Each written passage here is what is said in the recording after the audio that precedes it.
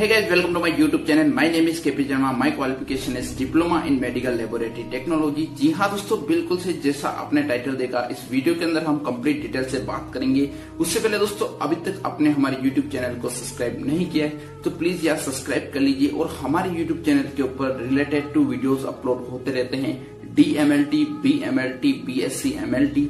और दोस्तों, जो भी MLT स्टूडेंट है और जो लैब टेक्नीशियन है, या अगर आप टेस्ट के बारे में इंटरेस्टेड हो जानने के, तो दोस्तों कंप्लीट वीडियोस इस YouTube चैनल के ऊपर। Hey guys, welcome back again my YouTube channel. जी दोस्तों, आप सभी कैसे हो? आई होप आप सभी बढ़िया होंगे। यार दोस्तों, आज की इस वीडियो में हम बात करेंगे how to become a lab technician. कैसे आप एक लैब टेक्नीशियन बन सकते हो। दोस्तों, आज की इस वीडियो में अपन कंप्लीट डिटेल से बात करेंगे। उससे पहले दोस्तों, अभी तक आपने हमारे YouTube चैनल को सब्सक्राइब नहीं किया है तो यार जल्दी से चैनल को सब्सक्राइब कर लीजिए और इस वीडियो को लाइक कर लीजिए। तो चलिए दोस्तों, वीडियो को स्टार्ट करते बिना टाइम वेस्ट किए।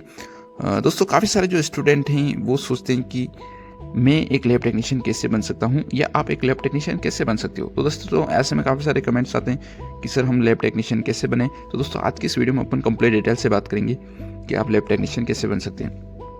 और साथ ही साथ में हम थोड़े बहुत स्कोप की भी हम बात करेंगे। उसके बाद में हम बात करेंगे इसेंशियल क्वालिफिकेशन की, कि क्या क्या इसेंशियल क्वालिफिकेशन आपके अंदर होना चाहिए। साथ ही साथ में दोस्तों एजुकेशन क्वालिफिकेशन की, और हम बात करेंगे कि आपको कैसे प्रैक्टिकल ट्रेनिंग कैसे क्या होगी, कौन कौन सी स्किल्स आपके अंदर डेवलपमेंट होगी, साथ ही साथ में सर्टिफिकेट क्या होगा, और हर एक चीज़ की अपन डिटेल से बात करेंगे। सो सबसे पहले दोस्तों, अगर आप as a career lab technician का ऑप्शन सिलेक्ट करते हो तो उसके लिए आपको 10th क्लास के अंदर दोस्तों 10th के बाद ही इसकी तैयारी स्टार्ट हो जाती है। और इसकी जो सबसे फर्स्ट चीज़ होती है, जो 12th क्लास के अंदर आपकी साइंस सब्जेक्ट होनी चाहिए।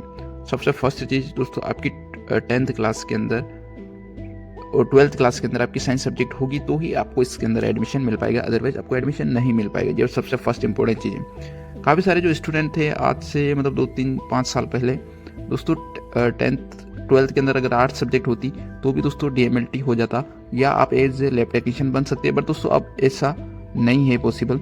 अब आपको 12th क्लास के अंदर साइंस सब्जेक्ट काफ़ी कॉमन हो चुकी है।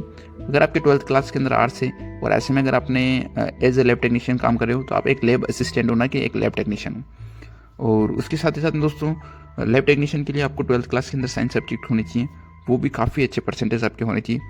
मिनिमम 60 से अबव परसेंटेज आपके हैं तो काफ़ी अच्छी बात है, बिल्कुल आप लैब टेक्नीशियन बन सकते हो। अगर आपको दोस्तों परसेंटेज 60 से कम है तो ऐसे में आपको एडमिशन के अंदर थोड़ी सी दिक्कत का सामना करना पड़ेगा।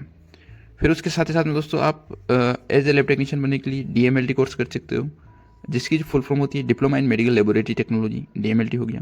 फिर उसके बाद में जो नेक्स्ट कोर्स होता है वो होता है BMLT, bachelor degree in medical laboratory technology, जो कि एक बैचलर डिग्री होती है।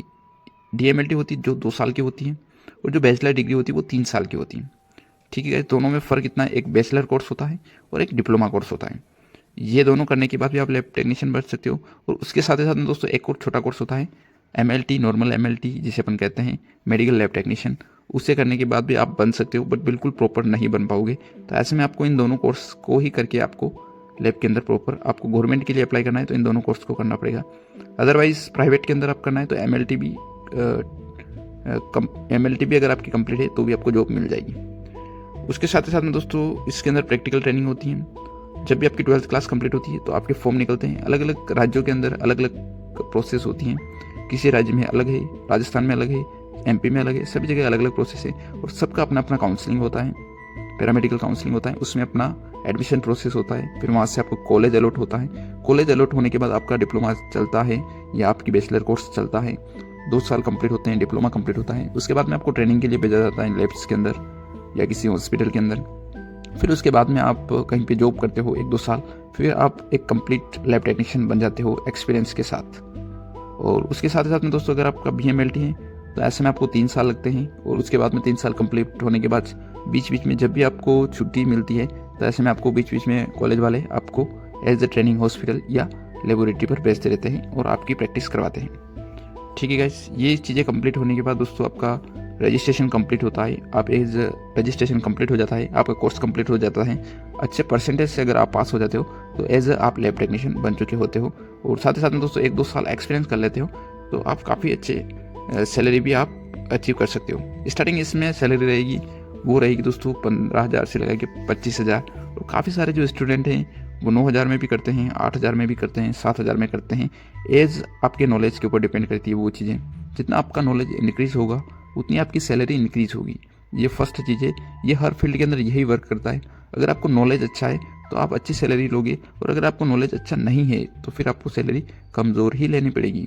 और गवर्नमेंट जॉब की अगर हम बात करते हैं तो स्टार्टिंग प्रोबेशन फेज में इसकी सैलरी 18,500 रहती है। फिर धीरे धीरे दोस्तों 2 साल प्रोबेशन कंप्लीट होता है, फिर आप 35,000 के आसपास पहुँचते हो, फिर इंक्रीमेंट लगता रहता है, और अकॉर्डिंग टू आपकी एज रिटायरमेंट तक अच्छी ठीक ठाक सैलरी आपकी हो जाती है। तो आज की इस वीडियो में हमने बात की how to become a lab technician, आप कैसे एक लैब टेक्नीशियन बन सकते हो इन सभी स्टेप को फॉलो करके। आज की इस वीडियो में बस इतना ही। Thank you so much. I hope ये वीडियो आपको अच्छा लगा होगा।